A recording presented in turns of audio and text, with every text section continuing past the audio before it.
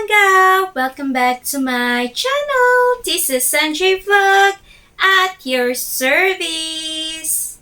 Today's video mga langga, gagawa na naman ako ng another video. Lalo na sa mga nag-a-apply ng caretaker dito sa Taiwan, alam kong makakatulong ito sa inyo.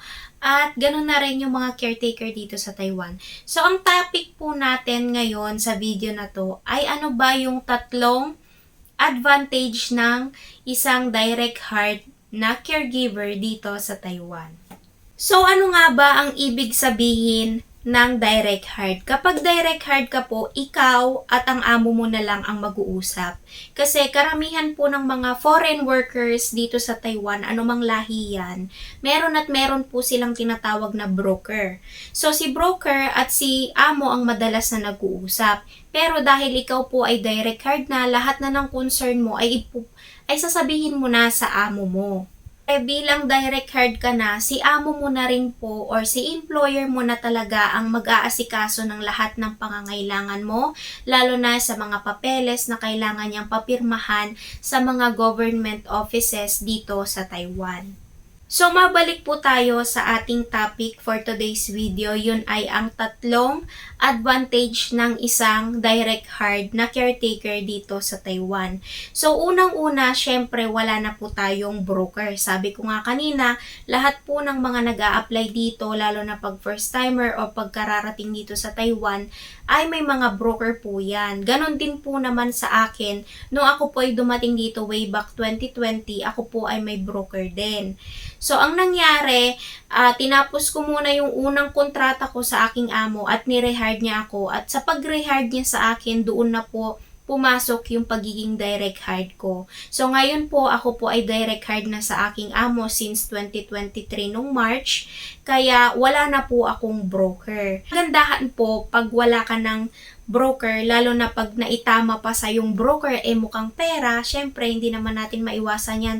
Hindi ko nilalahat ng broker ganon. Pero mostly talaga po ng mga broker ganon talaga na talagang magaling lang sila kapag may babayaran na tayo or babayaran na natin sila. Doon lang sila nagpa-pop out or nagpapakita sa atin. Hindi ko nilalahat ha mga langga, pero karamihan ganon. Tapos yung iba pang mga broker talagang wala naman silang kwenta. Kumbaga kahit na anong concern mo, ang dami mo nang sinasabing mga concern mo, hindi sila umaaksyon. Kumbaga magaling lang sila kapag babayaran natin sila. Kaya yun po ang kagandahan kapag direct hire ka. Maaari mong maiwasan yung mga broker na mga mukhang pera at mga wala namang kwenta. Ang pangalawa naman po na advantage ng isang direct hire na caretaker dito sa Taiwan is wala ka ng broker's fee. So sabi ko nga kanina sa number 1 wala ka ng broker at maiiwasan mo na ang mukhang perang broker. So number 2 is wala ka ng broker's fee. So i-share ko po sa inyo about sa broker's fee na ito. Kapag kayo po ay may broker, so automatic babayaran nyo po sila monthly. So, nung may broker po akong binabayaran ko sa kanila, sa unang taon ko ditong pagtatrabaho sa Taiwan is 1,800 Taiwan dollar. Pangalawang taon is 1,700 Taiwan dollar. And pangatlo is 1,500 Taiwan dollar. Yung tungkol naman po doon sa 1,500 dollar na yun, in case na hindi po ako dinirect hire ng amo ko, yun pa rin po ang babayaran ko hanggang sa kung kailan ako matatapos ng kontrata dito sa pagtatrabaho sa Taiwan. Continuous po yun. Wala pong bawas, wala pong palya yun. Kumbaga, dire-diretso nyo pong babayaran ang 1,500 buwan-buwan, may trabaho ka man o wala. Yun po ang kasaklapan ng isang foreign worker dito sa Taiwan, lalo na kung may broker's fee ka. Pero ngayon, dahil nga direct hire na tayo, so medyo nakaluwag-luwag po tayo sa ating broker's fee. Hindi na ako binabawasan ng aking broker's fee. So kahit papano mga langga, nakatipid ako sa pagiging direct hire ko kasi nga hindi na ako nagbabayad ng broker's fee. At hindi rin po sa akin pabor yun. Ang alam ko, sa pagkakaalam ko, pabor din po yun para sa ating mga employer. Kasi kung ang alam ko may binabayaran tayo sa broker's fee at sila rin po ata ay may binabayaran din sa ating broker at iba pa po yung kailangan nilang bayaran para sa expenses nila para sa pag-hire sa atin. So kahit papano nakasave si employee at nakasave din po si employer. At ang pangatlo pong advantage ng isang direct hired na caretaker dito sa Taiwan ay ikaw at ang amo mo na po ang mag-aasikaso ng lahat-lahat ng documents na kailangan mo. Paano ko ba nasabing advantage yon? Bibigyan ko po kayo ng scenario which is na-experience ko po to at marami pong mga kababayan natin na mga caretaker dito ang nakaka-experience nito. Yung scenario po na sasabihin ko ngayon, ito po ay yung sa aking experience. So, way back November 2022, namatay po yung aking tito. So, sa pagkakataong yon, ako po ay nag-decide na magbabakasyon po sana for kahit 2 weeks lang. And then, dinirect ko na yung pagbabakasyon ko or pagpapaalam ko sa pagbabakasyon sa aking amo. Hindi na ako dumirect sa aking broker before kasi nga may broker pa ako dati. And pumayag naman yung amo ko dahil nga syempre, namatayan naman kami. Kumbaga valid naman yung reason ko para magbakasyon. And then, nagsabi ako sa broker ko kung ano bang kailangan kong gawin or ano bang kailangan kong iprosesong mga papeles para ako po ay makapagbakasyon. Syempre, bilang isang foreign worker dito sa Taiwan, pag tayo po ay magbabakasyon, ay hindi naman po tayo basta-basta magbabakasyon lang. Kumbaga may mga proseso po tayong pagdadaanan, maging mga papeles na kailangang asikasuhin.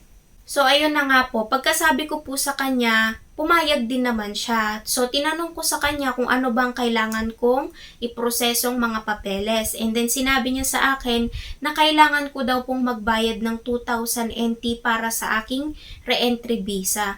Pero mga langga, sa totoo lang, ang pagkuha po ng re-entry visa dito sa Taiwan ay libre po. Wala po tayong babayaran ni piso. So, hindi lamang po ako ang nakakaranas ng ganito kasi sumali po ako sa isang group ng mga caretaker dito sa Taiwan.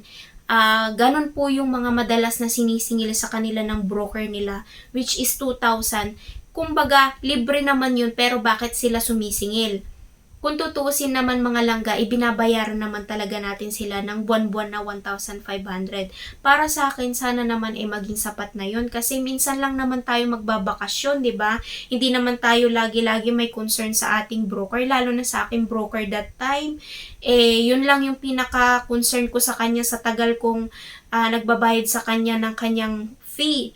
Yun lang yung time na kailangan ko ng kanyang kooperasyon dahil nga kailangan kong magbakasyon. And then, isa pang scenario, tungkol din po ito sa aking broker. Sabi ko sa kanya, ano pa ba ang kailangan ko ayusin aside doon sa aking re-entry visa. So, sinabi niya sa akin na kailangan daw, ako daw po mismo ang verified ng aking contract dito sa MECO Taiwan. Ang MECO Taiwan po is embassy yun ng Filipino workers dito sa Taiwan. So, ako daw po ang magpapa-verified nun. Pero, talagang sila po dapat ang magpapa-verified nun dahil trabaho po nila yon bilang broker. Kaya, ikaw nang ang magbabayad, ikaw pang mag-aasikaso. Pero, ang sinabi niya naman sa akin, may pangalawang choice ako na kung sakali man na siya ang mag-aayos lahat-lahat ng aking papeles, is babayaran ko daw siya ng 5,000 NT. So, that time mga langga, nung nalaman ko yon, hindi na po ako nagbakasyon. Hindi naman sa dahil ayoko na umuwi. Pero dahil po sa gastos, mga langga, sayang po yung 5,000. Mga nasa 8 to 9,000 pesos na po yun kapag i-convert po natin. So, ang ginawa ko, pinadala ko na lang po sa Pilipinas yung gagastusin ko kasi gagastos ka ng 5,000 NT sa mga pag-ayos lang yun ng proseso ng papeles mo. Iba pa yung gastos mo sa pamasahe, iba pa yung gastos mo sa, syempre, yung plane ticket, di ba? So, that time, nagdalawang isip talaga ako. Sabi ko, ipapadala ko na lang yung gagastusin ko at hindi na lang ako uuwi. Pero syempre, hindi naman papayag ang inyong lingkod na hindi makapagbakasyon. Ako po ay nagbakasyon nitong April 2023 and at that time mga langga, ako po ay direct hired na. Kaya less po ang aking ginastos sa proseso ng aking papeles dahil ako at ang amo ko lang ang nag-asikaso ng aking papeles. Kaya yun po ang number 3 na advantage ko bilang isang caretaker na direct hire dito sa Taiwan. Pero mga langga, disclaimer lang, hindi po ako basta-basta nag-decide na ma-direct hire or pumayag na ma-direct hire sa aking amo. Dahil nga po, syempre, pinag-isipan ko rin yon mga langga at nagtanong-tanong din po ako kung maganda ba talaga ang pagiging direct hire. Kasi syempre, mahirap naman tayong magbitaw ng desisyon ng basta-basta lang ng walang kaalam-alam, di ba? So, ako ay nag-research, nagtanong ako kung ano ba yung advantage at disadvantage ng pagiging direct hire.